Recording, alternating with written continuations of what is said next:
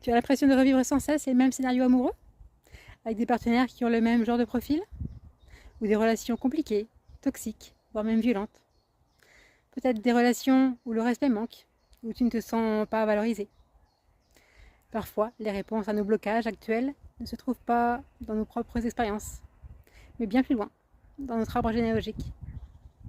As-tu déjà pris le temps d'observer la dynamique amoureuse de tes parents, tes tantes, oncles, tes grands-parents ou des aïeux qui t'ont précédé?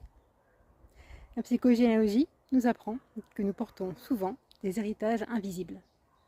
Si dans ta lignée, tes ancêtres ont traversé des traumatismes amoureux non résolus, comme un mariage arrangé, sans amour, un amour impossible, un abandon brutal, comme des fiançailles rompues sans explication, un mari qu'on n'a jamais vu rentrer de la guerre, ou une trahison marquante, de la violence, une empreinte a pu se transmettre.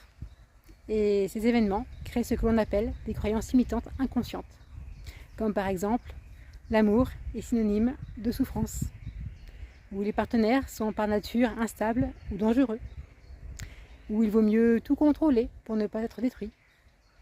Sans te rendre compte, ces croyances agissent comme une boussole intérieure qui te pousse malgré toi vers des partenaires qui confirment ces blessures ancestrales. C'est un mécanisme de répétition. Parfois, c'est même une forme d'auto-sabotage. Tu préfères rompre ou gâcher une relation avant qu'elle ne devienne trop forte pour éviter une douleur que ton inconscient associe à l'amour depuis des générations.